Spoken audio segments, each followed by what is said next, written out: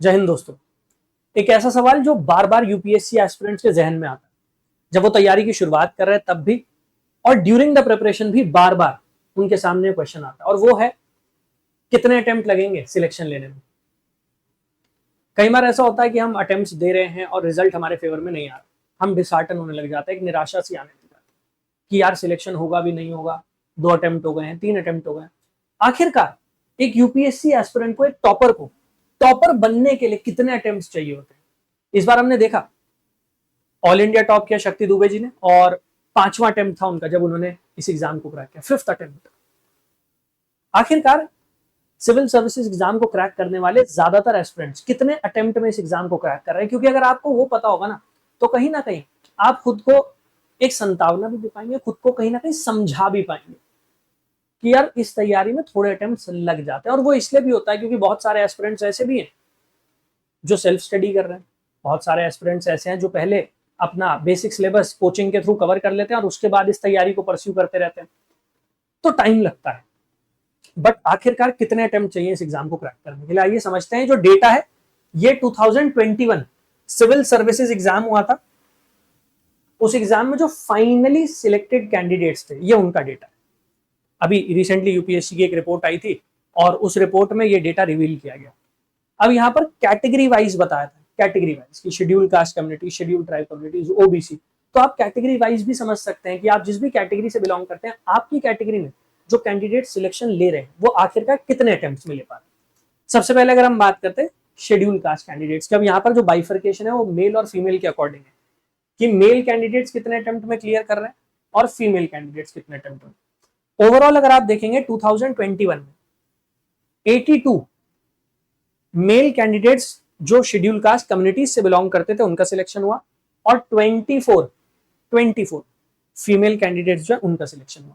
अब यहां पर अगर आप देखेंगे सबसे ज्यादा जो कैंडिडेट सिलेक्ट हो रहे हैं वो 3rd, 4th, 5th और 6th अटेम्प्ट में हो रहा है। मैं अभी शेड्यूल कास्ट कम्युनिटीज की बात कर रहा हूं, तो 3rd, 4th, 5th और 6th अटेम्प्ट। और उसके बाद अगर आप देखेंगे तो 8th या उससे ज्यादा अटेम्प्ट, क्योंकि रिजर्व कैटेगरीज को नंबर ऑफ अटेम्प्ट्स में रिलैक्सेशन मिलता है, वो ज्यादा अटेम्प्ट दे सकते हैं।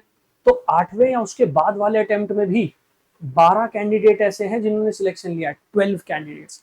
अगर मैं फीमेल्स की बात करता हूं तो फीमेल्स में फर्स्ट अटेम्प्ट में 5 फीमेल्स ने सिलेक्शन लिया है शेड्यूल कास्ट कम्युनिटीज से, और उसके बाद 3rd, 5th ये वो अटेम्प्ट है जिसमें सबसे ज्यादा सिलेक्शन हो।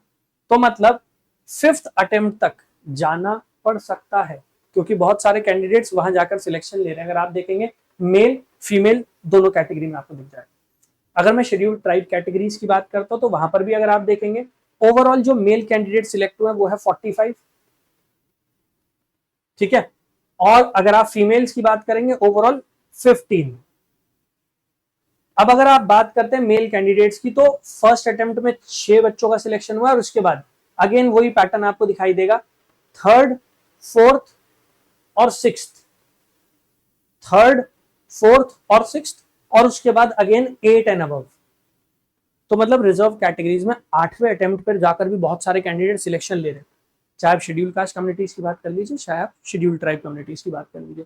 फीमेल्स की अगर मैं बात करता हूं तो 2nd अटेम्प्ट, उसके बाद 3rd अटेम्प्ट, और उसके बाद आपको जो दिखाई देगा 7th अटेम्प्ट। तो बेसिकली 2nd और 3rd अटेम्प्ट जो है उसमें सबसे ज्यादा कैंडिडेट्स ने सिलेक्शन लिया, अगर शेड्यूल ट्राइब फीमेल्स की हम बात करते हैं। अब बात करते हैं ओबीसी, क्योंकि 27% रिजर्वेशन है ओबीसी के लिए, तो एक बड़ा सेक्शन कैंडिडेट्स का ओबीसी कम्युनिटी में इस एग्जाम को क्रैक करता है। यहां पर अगर आप देखेंगे तो अगर हम मेल्स की बात करते हैं तो आपको क्लियरली दिखाई देगा 3rd, 4th, 5th, 3rd, 4th और 5th, ये देखिए ज्यादातर सिलेक्शंस जो है वो यहीं पे क्लब्ड है, 3rd, 4th and 5th। Females की अगर मैं बात करता हूं कुछ वही कहानी दिखाई देगी, 3rd, 4th, 5th और इसके साथ साथ 2nd भी है, ठीक है। बट सबसे ज्यादा सिलेक्शन 3rd। तो अगर आप देखेंगे ओवरऑल सबसे ज्यादा सिलेक्शन जो मिल रहे हैं वो 3rd अटेम्प्ट में आ रहा है। रिजर्व कैटेगरीज में जो हमने देखा अभी तक सबसे ज्यादा सिलेक्शन 3rd अटेम्प्ट में आ रहा है, तीसरे अटेम्प्ट में। इसका मतलब ये भी है कि 3rd अटेम्प्ट आते आते एस्पिरेंट जो है उसकी तैयारी हो सकता है और बेटर हो जाती है। नंबर ऑफ अटेम्प्ट जब ज्यादा हो जाते हैं तो धीरे धीरे करके आप उस एग्जाम को अंडरस्टैंड भी बेटर करने लग जाते हैं। तो इसी वजह से थर्ड अटेम्प्ट आते आते ज्यादातर कैंडिडेट्स जो हैं वो सिलेक्ट हो रहे हैं, अगर आप इस लिस्ट को फॉलो करें। सिमिलरली अगर मैं ईडब्ल्यूएस इकोनॉमिकली वीकर सेक्शंस जिन्हें रिजर्वेशन प्रोवाइड किया गया उनकी बात करता हूं, तो वही है, देखो थर्ड, फोर्थ, फिफ्थ, तीसरा, चौथा, पांचवा। फीमेल्स की अगर मैं बात करता हूं तो फर्स्ट में भी है, सेकंड, थर्ड, ये फर्स्ट, सेकंड, थर्ड, फीमेल्स का ज्यादा रेशियो जो है वो फर्स्ट, सेकंड, थर्ड अटेम्प्ट में आपको दिख रहा है। अब अगर हम बात करते हैं जनरल कैटेगरी, जनरल कैटेगरी में आपको क्लियरली दिखाई देगा वही पैटर्न, थर्ड, फोर्थ सबसे ज्यादा और उसके बाद सेकंड। तो मतलब यहां पर सबसे ज्यादा सिलेक्शन सेकंड, थर्ड और फोर्थ अटेम्प्ट में आपको देखने को मिल रहा है। हालांकि फिफ्थ और सिक्स्थ अटेम्प्ट में भी 19 एस्पिरेंट्स ऐसे हैं जिनका एग्जाम क्रैक हुआ। इसका मतलब ये भी है कि बहुत सारे एस्पिरेंट्स ऐसे हैं जो टोटल 6 अटेम्प्ट्स दे रहे हैं, क्योंकि वो सिलेक्ट होना चाहते हैं तो वो छठे अटेम्प्ट तक जा रहे हैं। क्योंकि बहुत बार ऐसा होता है कि बच्चे 2 अटेम्प्ट देते हैं, 3 अटेम्प्ट देते हैं, उसके बाद तैयारी से बाहर हो जाते हैं। बट यहाँ पर बहुत सारे एस्पिरेंट्स ऐसे हैं जो 5वें 6ठे अटेम्प्ट तक जा रहे हैं और सिलेक्शन ले रहे हैं। तो 19 सिलेक्शन 5वें और 6ठे अटेम्प्ट में भी है। अगर मैं फीमेल्स की बात करता हूँ, वही आपको दिखाई देगा, सेकेंड, थर्ड और fourth attempt, second, third, fourth attempt और उसके बाद सिक्स्थ अटेम्प्ट, छठा अटेम्प्ट। तो फीमेल्स में भी बहुत सारी फीमेल्स ऐसी हैं जो छठे अटेम्प्ट तक जा रही हैं और वो सिलेक्शन ले रही है। ओवरऑल सबसे ज्यादा सिलेक्शन जो आपको दिखाई देगा वो देखिए वही दिखाई देगा अगर हम थर्ड वाली रो को देखते हैं। मेल कैंडिडेट सबसे ज्यादा जो सिलेक्ट हो रहे हैं वो थर्ड और फोर्थ में हो रहे हैं। So third and fourth attempt. Females की अगर मैं बात करता हूं तो थर्ड एंड सेकेंड और उसके बाद है आपका फोर्थ अटेम्प्ट एंड देन उसके बाद भी अगर आप फिफ्थ अटेम्प्ट की बात करेंगे, अगर आप सिक्स्थ अटेम्प्ट की बात करेंगे तो वहां पर भी काफी सारे बच्चे ऐसे हैं जो सिलेक्शन ले रहे हैं। बट जो स्वीट स्पॉट है जहां पर जाकर सिलेक्शन ज्यादा हो रहा है that is third attempt and fourth attempt. तो आप इस बात को अंडरस्टैंड कीजिए कि अगर पहले अटेम्प्ट में नहीं हो रहा है, अगर दूसरे अटेम्प्ट में नहीं हो रहा, हो सकता है आपका प्रीलिम्स ही क्वालिफाई ना हो सकता है प्रीलिम्स क्वालिफाई हो गया बट मेंस क्वालिफाई ना हुआ। So that means you are in a journey और थर्ड और फोर्थ अटेम्प्ट आते आते आपकी तैयारी और बेटर हो जाती है। बट वो बेटर तब हो पाती है जब आप अपनी मिस्टेक्स पे काम करते हैं। ऐसा नहीं है कि सिर्फ आपने डेटा देख लिया, आपको लगा कि चलो थर्ड अटेम्प्ट में जाएगा, फोर्थ अटेम्प्ट में जाएगा, नहीं। यहाँ पर ये कैंडिडेट जो सिलेक्शन ले रहे हैं वो पिछले अटेम्प्ट से सीख भी रहे हैं, वो समझ भी रहे हैं कि हमारी मिस्टेक्स कहाँ हैं। बहुत सारे एस्पिरेंट्स ऐसे भी हैं जो अपना स्कोर इंप्रूव कर रहे हैं अगले अटेम्प्ट्स में आके, एक हायर रैंक अचीव कर रहे हैं कि अगर आईपीएस बन गए तो आईएएस बन रहे हैं, अगर आईआरएस थे तो वहां से आईपीएस बन रहे हैं, आईएएस बन रहे हैं, वो अपना स्कोर इंप्रूव कर रहे हैं। तो इसी वजह से वो जो आपको नंबर दिख रहा है थर्ड फोर्थ, वो इसलिए इंपॉर्टेंट हो जाता है। सो डोंट बी डिसहार्टन, ये मत समझिए कि अगर पहले अटेम्प्ट में नहीं हुआ, दूसरे अटेम्प्ट में नहीं हुआ तो हम केपेबल नहीं है इस एग्जाम को क्रैक करने के, हमसे तो एग्जाम क्रैक होगा ही नहीं। ऐसा कुछ नहीं है। हो सकता है पहला अटेम्प्ट आपने उस साल दिया जब पेपर डिफिकल्ट आ गया, maybe you are not as well prepared as UPSC was expecting. जैसे 2025 एक डिफिकल्ट पेपर रहा, थोड़ा कॉम्प्लिकेटेड था, फर्स्ट टाइमर्स के लिए ज्यादा कॉम्प्लिकेटेड था क्योंकि नए पैटर्न पे क्वेश्चंस थे, एम्बिग्विटी ज्यादा थी, तो एक वेटरन एस्पिरेंट उसे हैंडल कर सकता था। बट एक नया कैंडिडेट जो पहली बार एग्जाम देने जा रहा है उसके लिए डिफिकल्ट हो जाता है। So I understand it, but remember this कि ऐसा नहीं है कि अगर फर्स्ट अटेम्प्ट में नहीं हुआ, सेकंड अटेम्प्ट में नहीं हुआ तो आपके सिलेक्शन के चांसेस नहीं है। इनफैक्ट सिलेक्शन के चांसेस जो ज्यादा बढ़ रहे हैं वो थर्ड और फोर्थ अटेम्प्ट तक आके बढ़ रहे हैं। तो याद रखिएगा इस बात को।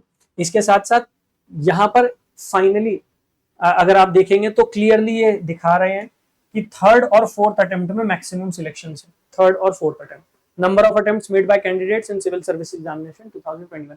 और ये पूरा का पूरा डेटा जो है ये यूपीएससी की रिपोर्ट में मेंशन किया गया, जो लेटेस्ट रिपोर्ट आई है।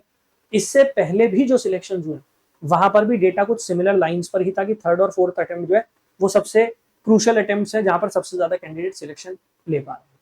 इसके अलावा अगर आपके कोई भी सवाल हो तैयारी को लेकर, आपको कोई हेल्प चाहिए, कोई मदद चाहिए, स्ट्रैटेजी बनाने में कोई हेल्प चाहिए, feel free to reach out. QR code है, इसको स्कैन कर लेना, टेलीग्राम चैनल को ज्वाइन कर लेना। इस टेलीग्राम चैनल पर मेरी हर क्लास की पीडीएफ और हर क्लास का नोटिफिकेशन आपको मिलता है। यूट्यूब पे 2 फ्री क्लासेस हो रही है, 12 बजे पॉलिटी, 4 बजे आंसर राइटिंग। तो आप इन दोनों क्लासेस को अटेंड कर सकते हैं। मेक श्योर आप अटेंड करें जिससे आपकी तैयारी और बेटर। इनफैक्ट 12 बजे की ये जो पॉलिटी की क्लासेस में मैं 2025 के पैटर्न पर ही क्वेश्चन करा रहा हूँ। ये जो 2025 में 3 स्टेटमेंट वाला पैटर्न आया था उसी से रिलेटेड क्वेश्चन अब मैं करवा रहा हूँ। तो वहां पर आप समझेंगे कि उन क्वेश्चन को कैसे अच्छे से टैकल किया जाता है, डील किया जाता है। 4 बजे आंसर राइटिंग हो रही है, तो ये आपके लिए मेंस की क्लास है। तो यहाँ पर मेंस और प्रीलिम्स दोनों की तैयारी चल रही है, आप जुड़ सकते हैं मेरे साथ। और अगर आप बैचेस में एडमिशन लेके तैयारी करना चाहते हैं तो नए बैच शुरू हो रहे हैं 22 तारीख से, 22 जुलाई से। फाउंडेशन बैच है, संकल्प फाउंडेशन बैच, इसमें आप मेरे साथ जुड़ सकते हैं। बिल्कुल बेसिक से लेकर चलेंगे, बिल्कुल बेसिक से तैयारी करेंगे, तो आप इसमें हमारे साथ जुड़ सकते हैं। और अगर आपको मेंटोरशिप की रिक्वायरमेंट है, तैयारी कर रहे हैं, सिलेक्शन नहीं हो रहा, गड़बड़ है, कहीं ना कहीं मिस्टेक्स हो रही है, यू रिक्वायर मेंटोरशिप, तो मेंटोरशिप का भी बैच है, द्रोणाचार्य मेंटोरशिप। दोनों ही बैचेस आपके लिए ओपन है, इनमें आप हमारे साथ जुड़ सकते हैं। एडमिशन लेने के लिए आप इस नंबर पर कॉल कर सकते हैं, व्हाट्सएप मैसेज ड्रॉप कर सकते हैं, अदरवाइज आप डायरेक्टली हमारी वेबसाइट के थ्रू भी एडमिशन ले सकते हैं। गूगल पर जाइए, टाइप कर दीजिए यूपीएससी टॉपर्स हब, सबसे ऊपर हमारी वेबसाइट आ जाएगी। जब आप वेबसाइट पे लॉग इन करेंगे तो यहाँ पर सारे बैचेस आपको दिख जाएंगे। मेंटोरशिप का batch, foundation batch, PSIR optional batch, in fact combo batches भी हैं। पीएसआईआर ऑप्शनल के साथ आप फाउंडेशन को कंबाइन कर सकते हैं, मेंटोरशिप के साथ आप फाउंडेशन को कंबाइन कर सकते हैं, मेंटोरशिप के साथ आप पीएसआईआर ऑप्शनल को कंबाइन कर सकते हैं। उसमें आपको पैसे भी कम देने पड़ेंगे क्योंकि वहां पर आपको एक्स्ट्रा डिस्काउंट मिल जाएगा, तो आप वहां भी जुड़ सकते हैं। कोई डाउट हो, कॉन्टैक्ट अस के ऑप्शन में जाइएगा, नंबर दिया गया है, वहां से कॉन्टैक्ट कीजिएगा और आपके सारे डाउट्स जो है वो दूर हो जाएंगे। Wish you all the very best, thank you, जय हिंद।